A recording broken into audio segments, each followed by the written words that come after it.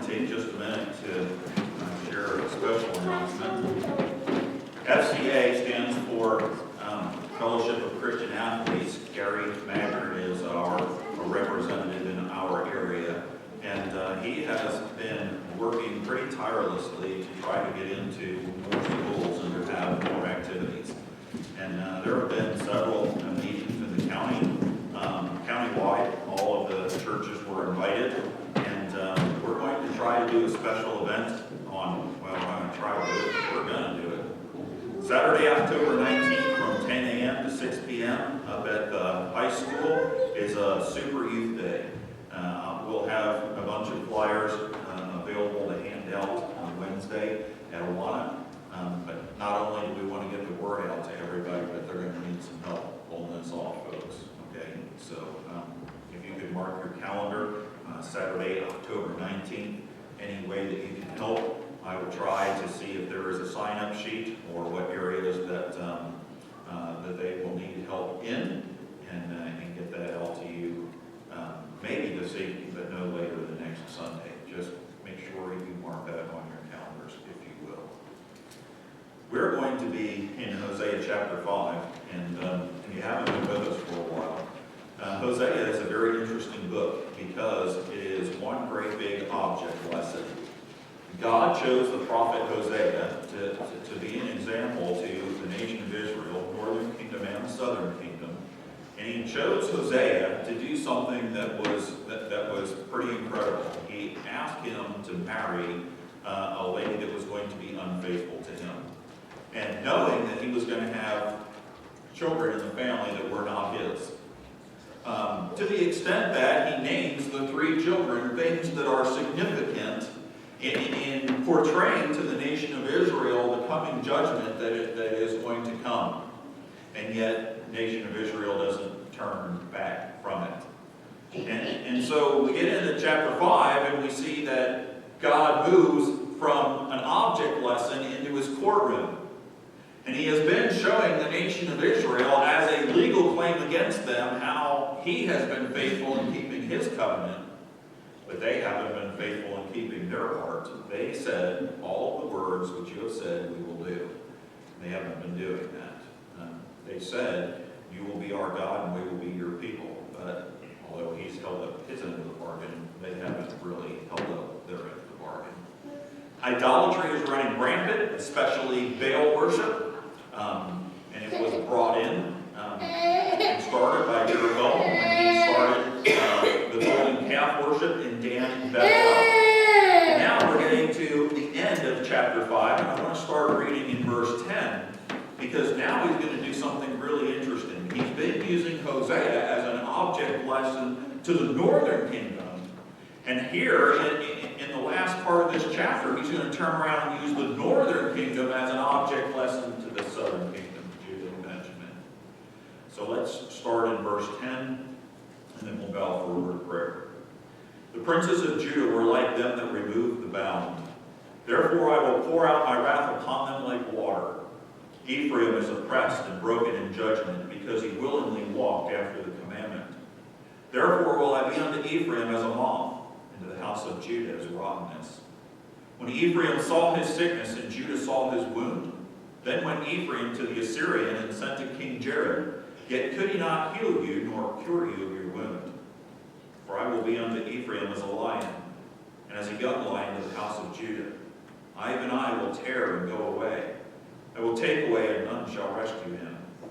I will go and return to my place, till they acknowledge their offense, and seek my face. In their affliction, they will seek me early. Let's bow for a word of prayer. Father, thank you that your word is steadfast and true. Thank you that it is straightforward. Thank you that it is clear. Thank you that it is always something that we can count on. We can choose to live our lives by. But help us to realize that when we choose to ignore your word, there's going to be consequences. The inevitable consequences of our sin, and the consequences of a loving Father who is trying to encourage his children back on the straight and narrow path. Father, I trust we would see ourselves as we are. And more importantly, we would see you as you reveal yourself to us. In Jesus' name we pray. Amen. A couple of brief verses here, but very, very powerful. Because God has already pronounced the nation of Israel guilty. He has already, and a lot of times in chapters 4 and 5, he uses Ephraim because they are the larger tribe in the northern kingdom. And he has already told them that it is too late, judgment is coming. And in verse 10, I want you to see Judah's sin. It doesn't seem like a big deal at first because the wording is a little unique. But he is referring to an Old Testament law here. It says, the princes of Judah were like them that removed the bound. Now, interesting that he starts off and he says, the princes, leadership, the businessmen, the king, the king's court, the rulers, those who were in charge of making the laws and making sure that people obey them. Those are the folks that he's talking about. And here we have this situation, this power to judge, this opportunity to effect change, a situation where you can make right something that is wrong, to be able to influence society. And what he's basically saying here is, listen, these princes are not doing that. In fact, they have all this opportunity and they have all this power and they have the ability to do some great things, and instead they are eroding away the country and they're bringing judgment in a hurry. It's a statement that they should have known better and that they were expected to do better. When we're given positions of authority, it's not that we better ourselves, it's that we better the folks that we have been given that position of authority for.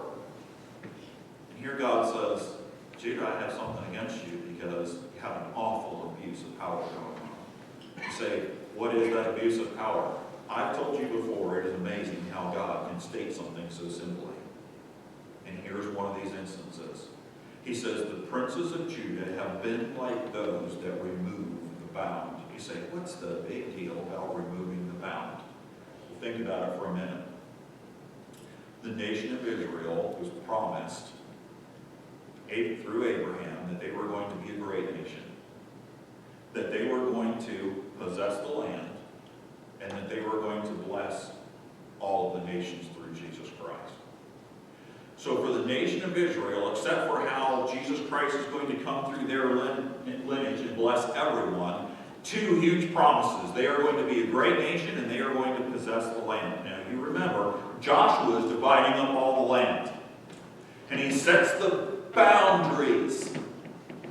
And everything in their law is set up that when someone passes away, that land gets handed down from generation to generation. In fact, there are very intricate laws about the year of Jubilee and things like that. If the land is close to the year of Jubilee and somebody gets in financial hardship and they sell the land, the purchase price of the land would be very low because in the year of Jubilee, all of the land would revert back to the family that it was originally tended to. So if you purchased the land, it was only until the next year of Jubilee, and then it went back to the previous owners. Nation of Israel, very intricately tied to their land. So much so that one of the men didn't have any sons, and the daughters went to Joshua and said, what happens to Dad when he passes away? Because technically, we don't get to own any land. And Joshua did a crazy, unthinkable thing at the time and gave the girls land so that the family name would be carried on. Now, what happens if you go out and move the boundary stone? Well, just think about all the chaos that ensues. I've told, and I've been told several times, and I studied in history, that the Egyptians were absolutely incredible in math. And one of the reasons I believe that they were so incredible in math is because they were gifted surveyors. Every year when the Nile River would flood, it would wipe away some of the boundaries of where property lied. And every year when the waters went down, they would have to go back out and figure out exactly where the property boundaries lied to keep from there being a lot of arguments. This is a reference to the Old Testament law in Deuteronomy chapter 19, verse 14, that says, "You shall not remove a boundary stone." And in Deuteronomy 27:17 is the curse that is associated with it. God said, "Cursed be anybody that moved a boundary stone." And so for the nation of Israel, this is a very serious thing. And it deals this is a two-edged sword. Number one, you have social problems. You go out and you move a boundary line, the neighbor next to you that you just cheated some property probably isn't going to be very happy with you. And so, you've heard the poem, good fences make good neighbors.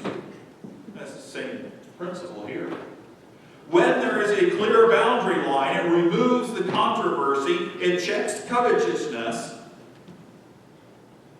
Say, how big a problem was this? I want you to turn to one verse this morning, Micah chapter 2, verses 1 and 2. Because Micah addresses this problem, and what's interesting is he addresses it with the upper class, the princes. Micah chapter 2, he says, "Woe to them that devise iniquity and work evil upon their beds. When the morning is light, they practice it, because it is in the power of their hand. And they covet fields and take them by violence, and houses and take them away. So they oppress a man in his house, even a man and his," what? So moving the boundary stone would not only affect this individual, but would affect his entire heritage, because every time the year of Jubilee came around and the land was restored, now all of a sudden you have a portion that isn't restored to its rightful family. God takes this so serious because, hey folks, this is part of his promise to the nation of Israel. And what he is saying is, I am faithful and I will give you this land and you're going to inherit this land. It will be yours. Why in the world would you have the right to go out and mess with one of God's promises? You're messing with his faithfulness. You are warping how other people see him. Serious problem. It's also a political problem. What's interesting here is when the northern kingdom gets in a little bit of trouble, and Assyria is going to come and start some problems with them, and so the southern kingdom, Judah and Benjamin, they try to encroach upon the northern kingdom's borders. And while Syria is having a problem, while the northern kingdom's having a problem with Assyria, the southern kingdom's trying to take some of their land, and God's saying, listen, back when y'all were one nation, you owned it all. And because of your sin, now you're divided. Don't be going back and trying to undo my judgment because of. You're not going to be one nation again for a long, long time. So you have the northern kingdom who has problems, and they go to Syria and they try and pay them off, and then a little while later the Assyrians come in and just absolutely decimate them. We'll get to that in a few minutes. You have the southern kingdom who's trying to steal some of the boundary and move the boundary stones, if you will, and take some of the land, while the northern kingdom's fighting Assyria, and then the southern kingdom starts to have problems, and sure enough, they try to go to Assyria and pay them off, and a little bit later it doesn't work too well because Assyria's going to come in and start laying siege, but by the time that happens, Nebuchadnezzar's on the scene and he just wipes everybody out. We'll get to that in a minute too. We'll go back to Hosea chapter 5. I want you to see God's judgment, because it's very interesting what he says here. The princes of Judah were likened to them that remove the bound. Therefore I will pour out my wrath upon them like water. He takes their sin and he tells them, I am going to punish you in the exact same way. Unbelievable how God works in our lives. You want to move the boundary stone? I'm going to move the boundary stone. That's what he says. That's exactly what he's telling them.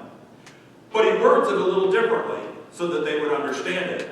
He says, I am going to pour out my wrath upon them like water. Pour out means to sprawl out, to gush, to spill forth. It's a picture of an overflowing, flooding river. They would have been very familiar with this because the Jordan flooded every year just like the Nile flooded. Remember? They come to the Jordan River and they don't want to cross, so the second time when they get ready to come, they show up at the Jordan and it's in flood stage. God says, listen, you didn't want to go across the first time. I'll bring you to it again, only now the situation to you looks far worse than it did before. But God's solution was the same all along. I tell you what, tell the priest with the Ark of the Covenant to step off the bank and their shoes don't even get wet. They get ready to touch the water parts, everybody walks through on dry ground. They're familiar with the Jordan River and how it would flood. They remember Egypt and how the Nile River would have flooded. They got the picture very well. And what he's saying is, I'm going to remove the boundaries of judgment. Do you understand that I limit these things? Do you understand that I control these things? In Amos chapter 5, verse 8, he draws a very good analogy. It says, seek him that maketh the 7 stars in Orion, and turneth the shadow of death into the morning, and maketh the day dark with night, that calleth for the waters of the sea, and poureth them out upon the face of the earth. The Lord is his name. Now, deepest part of the earth is the Mariana Trench. We kind of have an idea how deep it is. We've never been all the way down there to the bottom of it to fully measure. We have submarines that can go down there. It kind of tests the strength of the submarine to go that deep. How do you measure how much water is in the ocean? It's kind of like measuring the distance to stars. I mean, we give it a pretty good guess, but I wonder how far off we are. And here you have a situation where he says, wait a second. Let's go back and talk about the flood for a minute. When the fountains of the deep gushed forth, and when water poured forth from heaven, and there was so much water that it covered the face of the earth to 15 cubits above the highest mountain. You wonder how much water there is available at God's command? I'll tell you right now, if he was to turn it loose on the earth, we're done for. I'm not 15 cubits high. Last time I checked, there's no redwoods on the tallest mountain, so if I'm, standing on the tallest tree and stretching with everything I got, he's got enough water to do the job. He proved that once already. Do you see what he's saying here? Who holds it back and constrains it? Go to Job chapter 38. I love the book of Job. We might study it sometime. But I particularly like the end because Job has been asking for an answer. And in our mind, with all the things that Job has been through, he deserves an answer. I mean, that's the way we think. But do you realize that God never gives him an answer? All he does is reveal himself to Job. And he just keeps on revealing and revealing and revealing. And finally Job says, enough. I got it. I got it. This is part of the section here in Job chapter 38, starting in verse 8. He is telling Job, where were you when? And how do you answer when I do all this stuff? Look at verse 8. Or who shut up the sea with doors when it brake forth as if it had issued out of the womb? When I made the cloud the garment thereof, and thick darkness a swaddling band for it, and break up for it my decreed place, and set bars and doors, and said, hitherto shalt thou come, but no further, and here shall thy proud waves be stayed. Now, we sometimes have tsunamis, and we have things like that, and boy, they just wreak destruction, do they not? They tear up stuff. God says, do you understand that I control the water of the world? Do you understand that not only do I know how much there is, do you understand that not only do I realize how powerful it is, but I set the bars and the doors, and I say, creek, you don't rise any farther than this. River, this is all the farther you can go. Ocean, your waves can lap on the beach, but you're not overflowing this city. And he's looking at the nation of Judah, and he says, your princes are like those that have moved the boundaries. You want to cheat on me? You want to change my faithfulness? You want to make me seem cheap? Is it time for me to start moving the boundaries and allow my wrath to pour forth like a flooding river? You want to move the boundaries? The inevitable consequences of your sin. What an incredible statement that he makes here. When you think about water, water goes everywhere. You drop sand on the floor, you can clean it up. It might scatter a little bit. Water seeps into anything. It seeps into paper, it seeps into carpet. There's nothing worse in the world than having water on the carpet. You walk through with your sock feet, and now all of a sudden your sock is soaking wet, right? I mean, you can dry things up off of the floor very easily, but water goes everywhere and seeps into everything. And that's what he's telling him here. He's telling him that my judgment is going to be powerful, and it's going to seep into every little aspect of your life. Now let's look at verse 11, because now we're going to get into the powerful part of the object lesson. Ephraim is oppressed and broken in judgment because he willingly walked after the commandment. He's talking to Judah, and he says, listen, Judah, you're probably licking your chops because the Assyrians are getting ready to come into the northern kingdom, but I'm telling you, you better be careful, because when they're done the northern kingdom, they're coming right down through Benjamin, and they're headed for Jerusalem. You better learn your lesson from Ephraim. A couple of words here that are important. Ephraim is oppressed. We don't have the time, but if you went back to 2 Kings chapter 15, you would see that in Hosea's time, there were 5 very bloody kings that ruled in the northern kingdom shortly before this time. They are Zechariah, Shalom, Menahem, Pekahiah, and Pekah. All 5 of these guys, man, we looked at them back in chapter 2, I believe it was. Unbelievable. Now, I want to be king. I'm going to kill you. I'm going to kill your uncle, your cousin, your nephew, your grandmother, your great. I mean, that's the way they are. And then a year later, the guy's like, well, I want to be king. So he walks in, I'm going to kill you, I'm going to kill your wife, I'm going to kill your kids, I'm going to kill your cousins, and then a few years later, here comes another guy, I'm going to kill you, I'm going to kill. You sit there and you go, wow. What in the world is wrong with you people?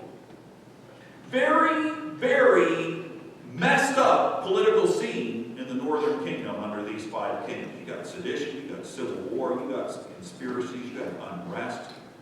Could you imagine having a complaint and going to court and never knowing if this person's going to be just or if they're going to be unjust? That's the second thing. Broken in judgment. Because of all this sedition and because of all these problems that are going on politically, you have a very warped judicial system.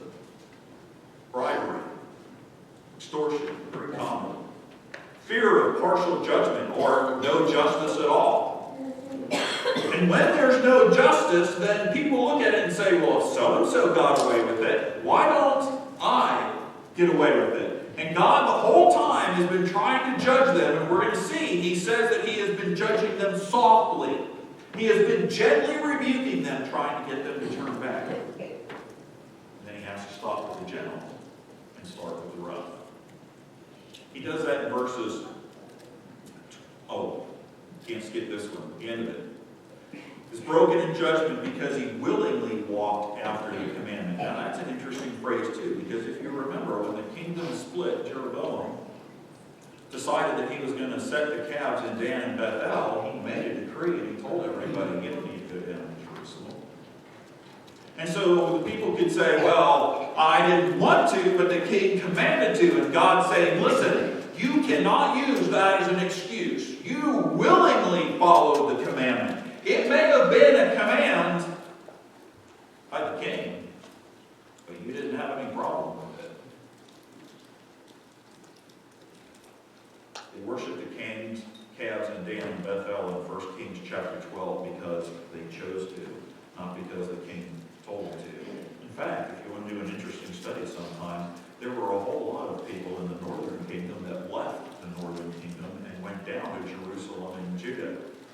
And you can find that when you look at the wars that go on between the northern kingdom and the southern kingdom, because when they get ready to go to battle, they give the number of the men that are ready to go forth with battle. About 10 years later, when they give the numbers that are getting ready to go forth to battle, it's more than double.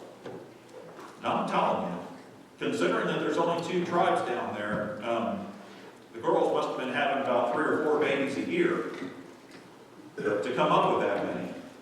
And since I don't see anything in God's word where he started allowing the women to have 3 or 4 babies a year, they had to come from somewhere.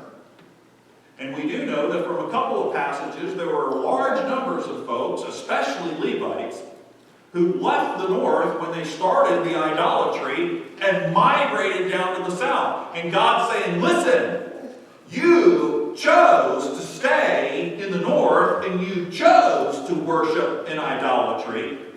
You could have left when the others did. You willingly follow the commandment. In verses 12 and 14, we see Judah dealing with the consequences. And again, he uses an object lesson here to describe to them how he has been dealing with them. He starts off gently in verse 12, therefore will I be unto Ephraim as a moth, and to the house of Judah as rottenness. A moth is quiet. It's often unnoticed. You go in your closet one day and you pull out some clothes and you look at it and there's a hole in it. The hole wasn't there a while ago when you wanted it. Or you put a blanket away in the winter and all summer long you're enjoying, how hot it is and you don't need the blanket. And then it starts to get cool and you go to the closet and you bring the blanket out and you unfold it and you get ready to throw it on the bed and it has 10 holes in it. Listen, don't tell me that you wouldn't have gone into the closet and killed the moths if you had known that they were in there eating your clothes or eating your blankets. We set out mothballs and we build cedar-lined closets to keep them from doing that. And we hire larges, no paid political announcement or anything, but to come in and spray to make sure that those things don't happen. But what God is saying is, listen, have you not all of a sudden woke up one day and said, wait a second, what's happening to our country? Wait a second, what's happening to our judicial system? Wait a second, what's happening to our communities? What's happening to our families? We're getting little holes in them. Seems like stuff is getting weaker, like stuff is eroding. A moth leisurely eats up and weakens things. And at first it's hard to even notice it, but then you start to notice it and you either decide you're going to deal with the problem or you let it go on. Rottenness. Rottenness secretly consumes. You ever walk through a building and you're walking along and all of a sudden, that heart-sinking feeling of wood about to give way under your foot and you wonder, am I about to plunge? I spend a lot of time walking on people's roofs. Let me tell you, I walk gingerly.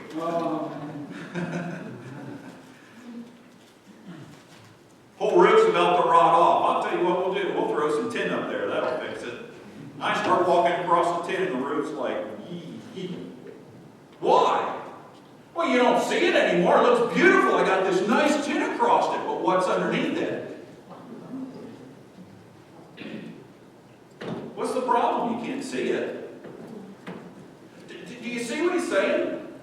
He's saying the inevitable consequences of sin are like a moth and like rottenness, and they slowly start eating away. And we keep doing these things to make ourselves look good, but we haven't dealt with the problem. And so the rottenness continues until all of a sudden something comes crashing down, because inevitably it has to. But in verse 14, notice, they didn't pay a whole lot of attention when the rottenness showed up, and they didn't pay a whole lot of attention when the moth showed up. And so he says down in verse 14, for I will be unto Ephraim as a lion, and as a young lion to the house of Judah. Even I will tear and go away, I will take away, and none shall rescue me. Now listen, we were in Ohio, and down on the outer belt of Columbus one day, some lady called the police department and swore she saw a lion walking around. It's on the evening news. There were a lot of people that kind of ignored it because they were thinking, where in the world does a lion come from? In Columbus, Ohio. And then a couple of days later, somebody called in and said, I'm pretty sure this thing's in my backyard. And after about the fourth sighting, you know what started happening? Nobody's running around the outer belt of Columbus, whistling Dixie and having a good time. Everybody's wondering, how in the world is there a lion loose and where is it? I've had moths fly by my face and they're aggravating, you swat at them. Like flies or mosquitoes or gnats or any other thing. They just aggravate you, get out of my face and leave me alone. They are trying to get our attention, and we are trying to ignore them. But a lion, you don't ignore a lion, do you? I mean, there's a reason they built those cages around the zoo. And he says, I am going to have to come in verse 14, like a lion. Sometimes you only see the one. You know why? Because that's the one that wants you to see her. She starts sneaking up on you, and while your attention is fixed on that lion, the rest of the pride is gathering around you. And you have no idea. And as soon as she starts to run at you, you turn to run and realize they're already on you. It's too late. You watch the National Geographic or any of those, the lions eat. It's kind of gross, but you know, it's a vivid picture of what he describes right here. I will tear. You ever tear your finger?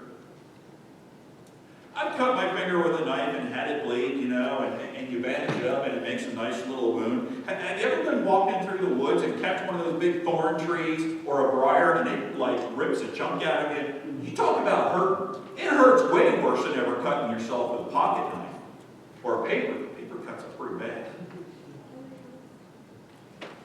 Bobby's my friend, but he sent me into the woods the other day, down in sapling.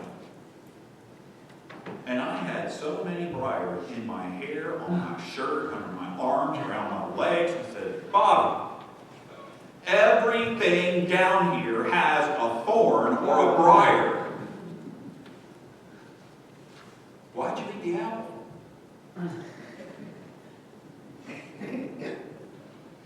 We joke about it all the time at work.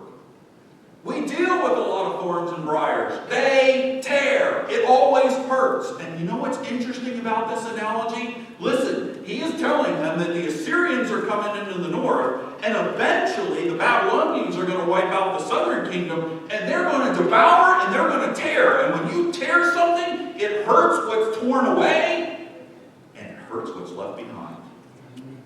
Everything's affected. In fact, he goes on to very vividly tell them how bad it's going to be. Painful for everyone, as a ravenous lion that comes in. At the end of verse 14, I will tear and go away. Why does a lion walk away after it's hunted? Because it's done, satisfied. Do you see what he says here? Assyria is going to walk away. Not because you raised a big army, not because they're afraid of anybody else. They're going to walk away like a lion does because they have eaten everything they want to eat. And now it's time to go lay down and take a nap. Well, you talk about severe judgment. I'm going to tear. And when I am done, and when I am satisfied, and when I have had all I want to, I am going to walk away. But it gets worse because he says, I will take away. See, when the male lion comes in, he eats all he wants to because he's lazy. He walks off under a tree and falls asleep. And then the lionesses come in and they drag the carcass off somewhere so that they can eat it again later and that they can feed the offspring. And that's exactly the picture that we see here. He says, I'm going to carry off what is not torn. Oh, it's going to be painful when the Assyrians come in. And they're going to eat everything they want to. And they're going to ravage your land. And then when they're done, they're going to carry off whatever they want to. You remember when we studied Ezra? Here they are. They finally get to come back from the Babylonian captivity back to Jerusalem. And they're supposed to rebuild the temple. And then eventually Nehemiah's going to come back and he's going to rebuild the wall. Let me ask you a question. When Nehemiah comes back to rebuild the wall, it's been years later. Why isn't the wall already rebuilt? Better question. Why isn't the temple rebuilt? It's like 70 years later before they finished the temple. Why? Because the land was torn. And then when they left, they carried off. They carried off carpenters, and they carried off doctors, and they carried off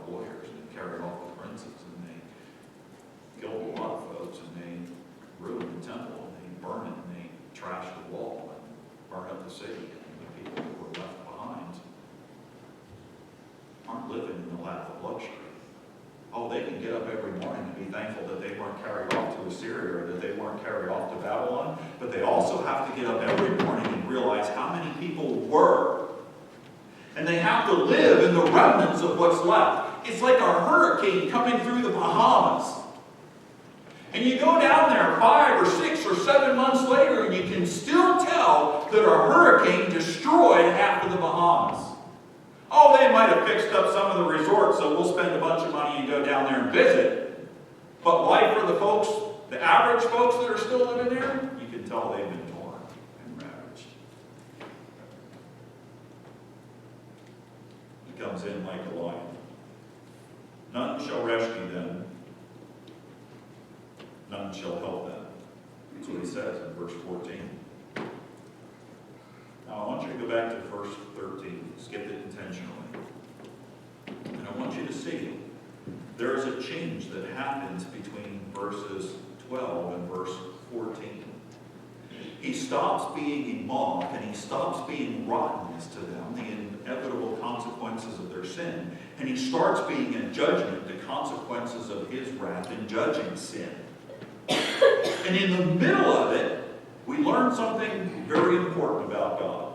And we do at the end of it too, in verse 15. Judah has a particularly dangerous attitude in verse 13. Can you look at it? He says, when Ephraim saw his sickness and Judah saw his wound. So they have this moth eating up stuff, and they have this rottenness that's going on, and they notice that there was something wrong in their nation.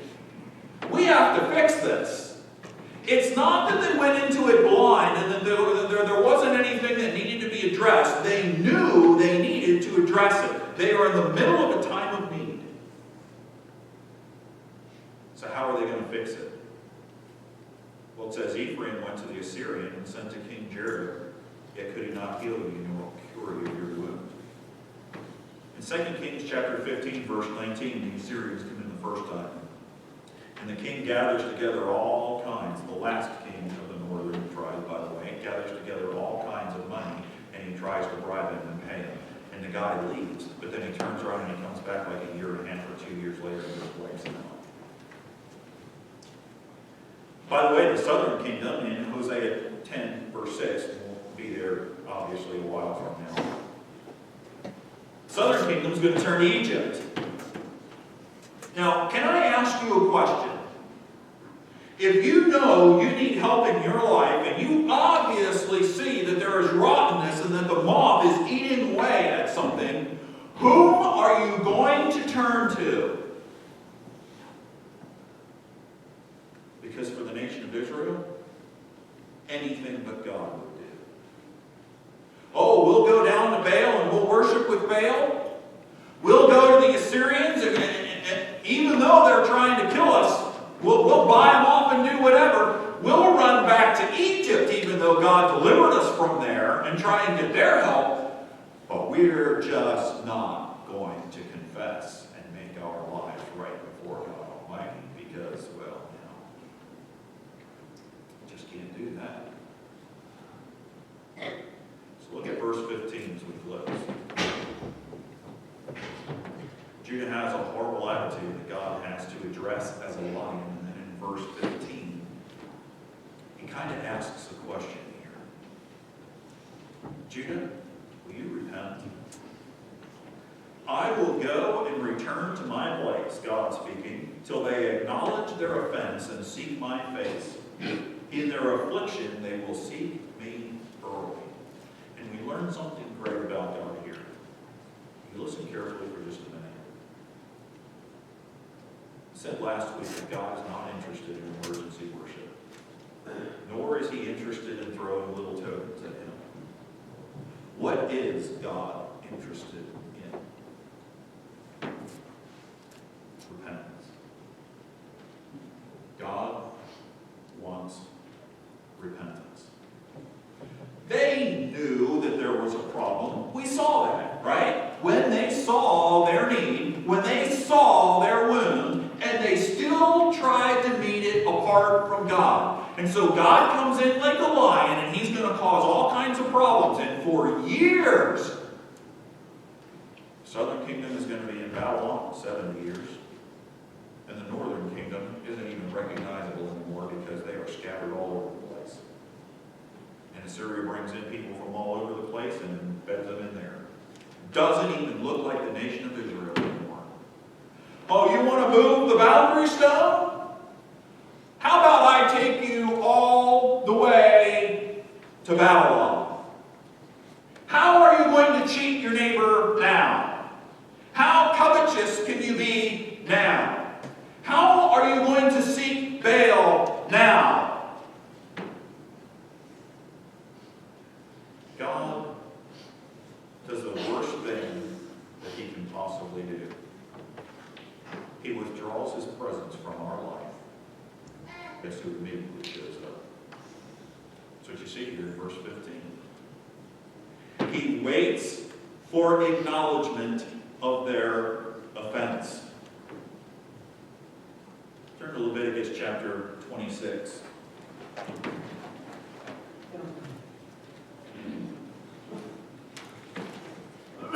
Leviticus chapter 26, verse 40 and 41. This is nothing new in the nation of Israel. Starting in verse 40. If they shall confess their iniquity, and the iniquity of their fathers with their trespasses which they trespassed against me, and that also they have walked contrary unto me, and that I have also walked contrary unto them, and have brought them into the land of their enemies. If then their uncircumcised hearts be humbled, and they then accept of the punishment of their iniquity, then, can I add a phrase? And only then will I remember my covenant with Jacob, and also my covenant with Isaac, and also my covenant with Abraham. Will I remember, and I will remember the land. Now here's the true thing. You ready? God didn't forget the covenant because God doesn't forget. He's always faithful. But what he's saying is, I cannot bless this sin. So when you acknowledge it, when you humble your heart, when you confess, when you repent, then, and only then, can our relationship be right.